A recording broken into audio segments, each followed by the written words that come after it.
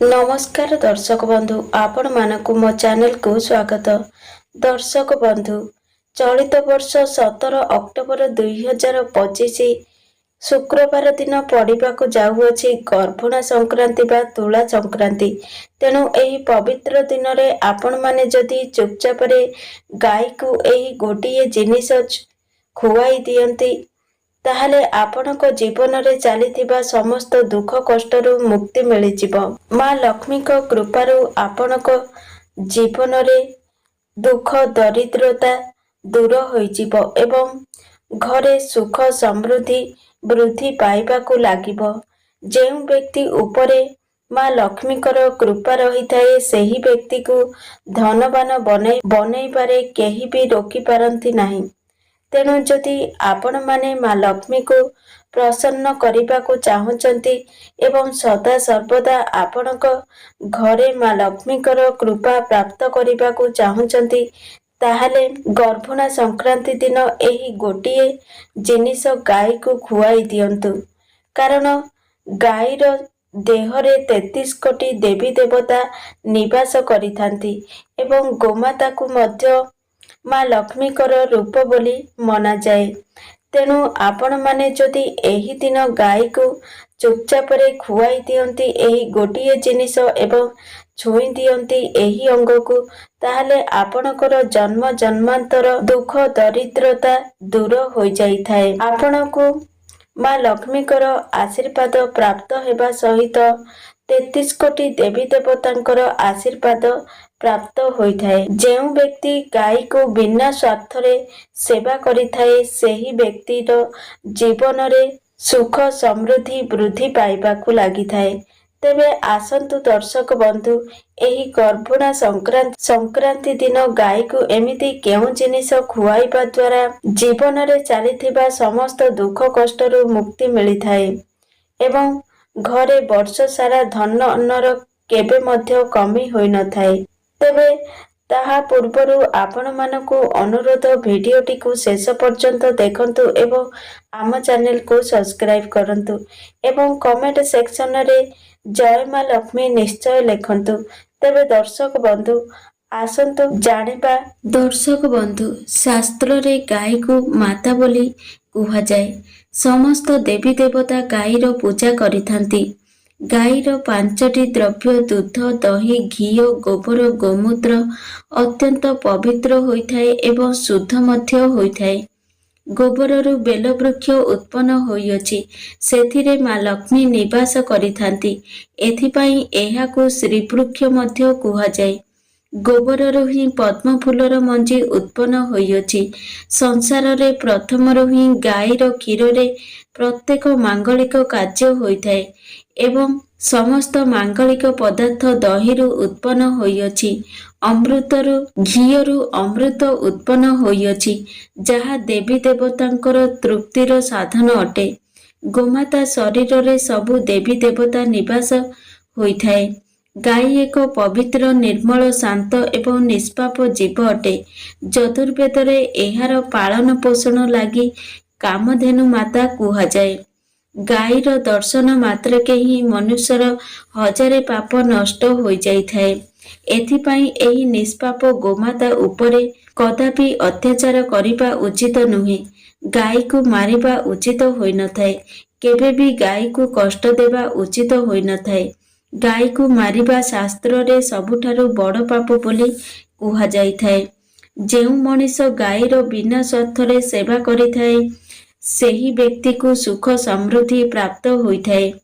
जेउ स्त्री रोषेई घरे बना जाइथिबा प्रथम रुटी को गाई को खाइबा को देइथाए तो सेही स्त्री सदा सर्वदा सुहागिनी रहिथाए एवं सौभाग्यशाली रहिथाए। जेउ व्यक्ति गाई ठारू प्राप्त पंचद्रव्य को घरे रखिथाए सेही घर को केबे दुख दरिद्रता आसी न थाए। जेउ व्यक्ति प्रत्येक दिन गाईर किछि ना किछि सेवा करिथाए तो सेही व्यक्ति सबुठारु अधिक पुण्यवान बनि जाइथाए।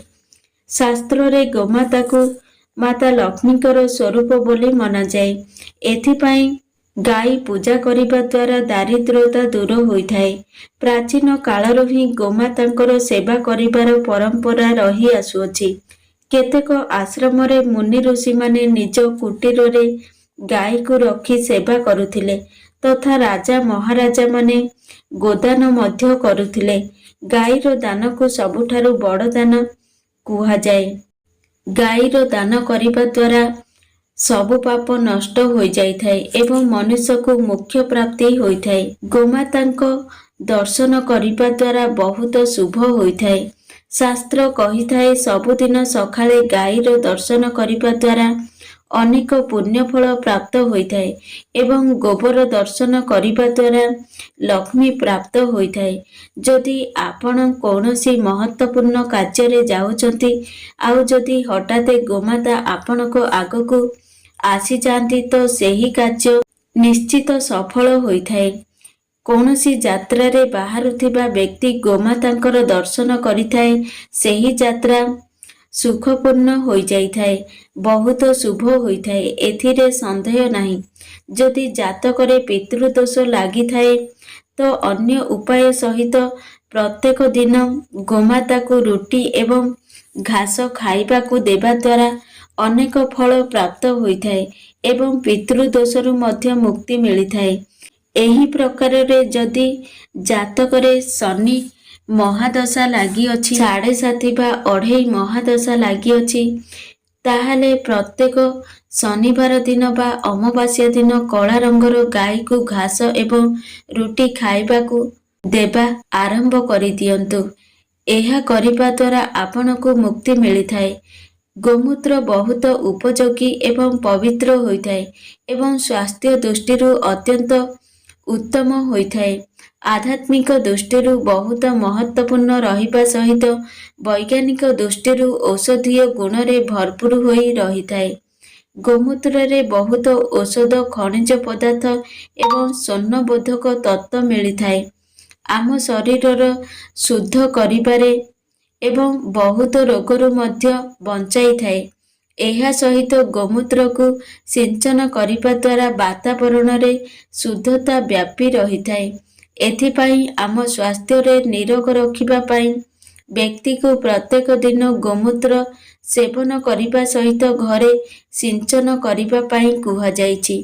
ଜାତକରେ ଶୁକ୍ର ଗ୍ରହଙ୍କର ସ୍ଥିତିକୁ ମଜବୁତ କରିବା ପାଇଁ ଜ୍ୟୋତିଷ ଶାସ୍ତ୍ର ଅନୁସାରେ ସକାଳର ପ୍ରଥମ ରୁଟି ଧଳା ରଙ୍ଗର ଗାଈକୁ ଖୁଆଇବା ବହୁତ ଶୁଭ ମନାଯାଇଥାଏ। ଏହା ଦ୍ୱାରା ଶୁକ୍ର ଗ୍ରହ ମଜବୁତ ହୋଇଥାଏ।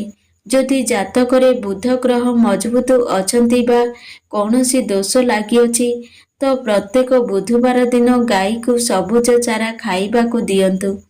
ଏହା ଦ୍ୱାରା ବୁଧ ଗ୍ରହ ସହ ଜଡ଼ିତ ସମସ୍ତ ଦୋଷରୁ ମୁକ୍ତି ମିଳିଥାଏ। ଯଦି ଜାତକରେ ମଙ୍ଗଳ ଦୋଷ ଲାଗିଅଛି, ଯେଉଁ କାରଣରୁ ଆପଣଙ୍କ ଜୀବନରେ ବିଭିନ୍ନ ପ୍ରକାରର ସମସ୍ୟା ଲାଗି ରହିଛି, ତେବେ ଲାଲ ରଙ୍ଗର ଗାଈକୁ ସେବା କରନ୍ତୁ। ମଙ୍ଗଳବାର ଦିନ ଗାଈର ସେବା କରନ୍ତୁ ଏବଂ ଗାଈକୁ ଗୁଡ଼ ଏବଂ ଚଣା ଖାଇବାକୁ ଦିଅନ୍ତୁ। ବୃହସ୍ପତି ଗ୍ରହକୁ ମାଙ୍ଗଳିକ କାର୍ଯ୍ୟର କାରକ ଗ୍ରହ ବୋଲି ମନାଯାଏ। ଏମିତିରେ କୌଣସି ବ୍ୟକ୍ତିର ଗ୍ରହରେ ବିବାହ ମାଙ୍ଗଳିକ କାର୍ଯ୍ୟରେ ବାଧା ଆସୁଅଛି ତ ସେହି ବ୍ୟକ୍ତିର ଜାତକରେ ବୃହସ୍ପତି ଗ୍ରହର ସ୍ଥିତିକୁ ମଜବୁତ କରିବା ପାଇଁ ରୁଟି ଉପରେ ଗୁଡ଼ ଏବଂ ଚଣା ରଖି ଗାଈକୁ ଖୁଆଇ ଦିଅନ୍ତୁ। ଏହା ଦ୍ୱାରା ଆପଣଙ୍କୁ ଶୁଭ ଫଳ ପ୍ରାପ୍ତ ହୋଇଥାଏ। ଯଦି ଆପଣଙ୍କ ଘରେ ଅଶାନ୍ତି ହେଉଛି, ସଦା ସର୍ବଦା କଳି ଝଗଡ଼ା ହେଉଛି, ତ ଘରେ ସୁଖ ସମୃଦ୍ଧି ବୃଦ୍ଧି ପାଇବା ପାଇଁ ଘର ଭିତରେ ଗୋବରରେ ବନାଯାଇଥିବା ଘଷିକୁ ଜଳାଇବା ଉଚିତ ହୋଇଥାଏ ଏବଂ ସେହି ଘଷିର ଧୂଆଁ ସମ୍ପୂର୍ଣ୍ଣ ଘରେ ପ୍ରବେଶ କରାଇବା ଉଚିତ ହୋଇଥାଏ। ଏହା ଦ୍ୱାରା ଘରର ନକାରାତ୍ମକ ଊର୍ଜା ନଷ୍ଟ ହୋଇଥାଏ ଏବଂ ସକାରାତ୍ମକ ଊର୍ଜା ବୃଦ୍ଧି ହୋଇଥାଏ। ଗାଈର ଦୁଧ, ଦହି, ଘିଅ, ଗୋବର ଏବଂ ଗୋମୂତ୍ରରେ ବନାଯାଇଥିବା ମିଶ୍ରଣକୁ ପଞ୍ଚଦ୍ରବ୍ୟ କୁହାଯାଇଥାଏ। ପଞ୍ଚଦ୍ରବ୍ୟକୁ ପାପନାଶକ କୁହାଯାଇଥାଏ। ହିନ୍ଦୁମାନଙ୍କର ଏକ ଧାର୍ମିକ ବୃଦ୍ଧି ପାଶ୍ଚାତ୍ୟ କରିବା ପାଇଁ ଏହାର ଉପଯୋଗ କରାଯାଇଥାଏ। ପଞ୍ଚଦ୍ରବ୍ୟରୁ ବନାଯାଇଥିବା ସବୁ ଦ୍ରବ୍ୟକୁ ବହୁତ ଉପଯୋଗୀ ମନାଯାଇଥାଏ, ଯାହା ସ୍ୱାସ୍ଥ୍ୟ ପାଇଁ ଲାଭଦାୟକ ଅଟେ। ଏହା ସହିତ ଔଷଧୀୟ ଗୁଣରେ ଭରପୁର ହୋଇ ରହିଥାଏ। ଘରର ଦ୍ୱାରକୁ ଯଦି ଗୋମାତା ଆସନ୍ତି ତ ସେହି ଗୋମାତାକୁ ରୁଟି ଖାଇବାକୁ ଦିଅନ୍ତୁ। ଆପଣଙ୍କୁ ସୌଭାଗ୍ୟ ପ୍ରାପ୍ତ ହୋଇଥାଏ। ବିନା ରୁଟି ନ ଖୁଆଇ ଗାଈକୁ ଘଉଡ଼ାଇ ଦିଅନ୍ତୁ ନାହିଁ।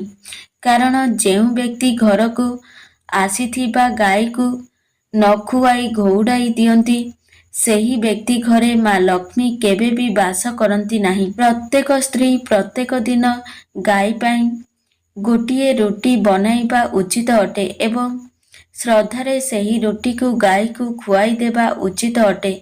ଏହା ଦ୍ୱାରା ଗୋମାତାର ଆଶୀର୍ବାଦ ପ୍ରାପ୍ତ ହୋଇଥାଏ ଏବଂ ମନର ଇଚ୍ଛା ପୂର୍ଣ୍ଣ ହୋଇଥାଏ। କିନ୍ତୁ କିଛି ଲୋକ ଗାଈକୁ ବାସି ଖାଦ୍ୟ ଖୁଆଇଥାନ୍ତି। ଏହାକୁ ଶାସ୍ତ୍ରରେ ପାପ ବୋଲି ମନାଯାଏ। ଆପଣ କୌଣସି ଅନ୍ୟ ପଶୁପକ୍ଷୀକୁ ଖୁଆଇ ପାରିବେ କିନ୍ତୁ ଗାଈକୁ ନୁହେଁ। ଗୋମାତା ଭୋକ ଲାଗିବା କାରଣରୁ ସେହି ଖାଦ୍ୟ ଗ୍ରହଣ କରିଥାନ୍ତି କିନ୍ତୁ ଏହାର ପାପ ସେହି ବ୍ୟକ୍ତିକୁ ଲାଗିଥାଏ ଯେଉଁ ବ୍ୟକ୍ତି ଗାଈକୁ ବାସି ଭୋଜନ ଖାଇବାକୁ ଦିଅନ୍ତି। ଗାଈ ଏକ ଶାକାହାରୀ ଏବଂ ପବିତ୍ର ପଶୁ ଅଟେ।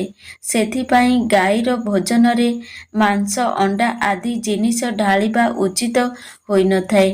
ଏମିତି କରିବା ଦ୍ୱାରା ମହାପାପ ଲାଗିଥାଏ। ଯଦି ଜାତକରେ ଚନ୍ଦ୍ରଦୋଷ ଲାଗିଅଛି ଯେଉଁ କାରଣରୁ ସବୁ ସମସ୍ୟାମାନ ରହୁଛି ତେବେ ରୁଟି ଉପରେ ଲହୁଣୀ ଘିଅ ଏବଂ ଲୁଣ ପକାଇ ଗାଈକୁ ଖୁଆଇ ଦିଅନ୍ତୁ। ଯଦି ଶନିଦଶା ଲାଗିଅଛି ତାହେଲେ ଅଟାରେ କଳା ରାଶି ମିଶାଇ ରୁଟି ବନେଇକି ଗାଈକୁ ଖାଇବାକୁ ଦିଅନ୍ତୁ। ଏହା ଦ୍ୱାରା ଶନିଦୋଷରୁ ମୁକ୍ତି ମିଳିଥାଏ। ମଙ୍ଗଳ ଦୋଷରୁ ମୁକ୍ତି ପାଇବା ପାଇଁ ରୁଟି ଉପରେ ହଳଦୀ ଲଗାଇକି ଗାଈକୁ ଖୁଆଇ ଦିଅନ୍ତୁ। ଯଦି ଘରେ ଧନଜନିତ ସମସ୍ୟା ରହୁଅଛି ତାହେଲେ ଗୁରୁବାର ଦିନ ଗାଈକୁ କଦଳୀ ଖାଇବାକୁ ଦେବା ଉଚିତ ଅଟେ। ଏହା ଦ୍ୱାରା ଦାରିଦ୍ର୍ୟତା ଦୂର ହୋଇଥାଏ। ଗୋମାତାଙ୍କ ପିଠିରେ ଯେଉଁ କୁବେର ଥାଏ ସେହି କୁବେରରେ ସୂର୍ଯ୍ୟକେତୁ ନାଡ଼ି ରହିଥାଏ। ଯେବେ ଗୋମାତା ଘର ଦ୍ୱାରକୁ ଆସିଥାନ୍ତି ତ ଏହି କୁବେରକୁ ଗୋଟିଏ ଥର ସ୍ପର୍ଶ କରନ୍ତୁ। ଏଥିଦ୍ୱାରା ସମସ୍ତ ରୋଗରୁ ମୁକ୍ତି ମିଳିଥାଏ। ଧନ ସୁଖ ସମ୍ପତ୍ତି ପ୍ରାପ୍ତ ହୋଇଥାଏ।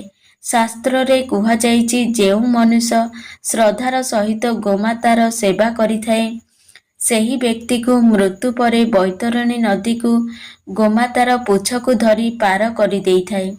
ସେହି ବ୍ୟକ୍ତିର ଅକାଳ ମୃତ୍ୟୁ ହୋଇନଥାଏ ଏବଂ ସେହି ବ୍ୟକ୍ତିକୁ ମୋକ୍ଷ ପ୍ରାପ୍ତି ହୋଇଥାଏ। ଯେଉଁ ବ୍ୟକ୍ତିର ଭାଗ୍ୟରେଖା ହଜିଯାଇଛି ବା ଦୁର୍ଭାଗ୍ୟ ପିଛା ଛାଡୁନାହିଁ ସେହି ବ୍ୟକ୍ତି ହାତରେ ଗୁଡ଼ ରଖି ଯଦି ଗୋମାତାକୁ ଚଟାଇଥାଏ ତ ସେହି ବ୍ୟକ୍ତିର ଶୋଇ ରହିଥିବା ଭାଗ୍ୟ ଖୋଲି ଯାଇଥାଏ ଏବଂ ସେହି ବ୍ୟକ୍ତିର ଦୁର୍ଭାଗ୍ୟ ସୌଭାଗ୍ୟରେ ପରିଣତ ହୋଇଯାଇଥାଏ।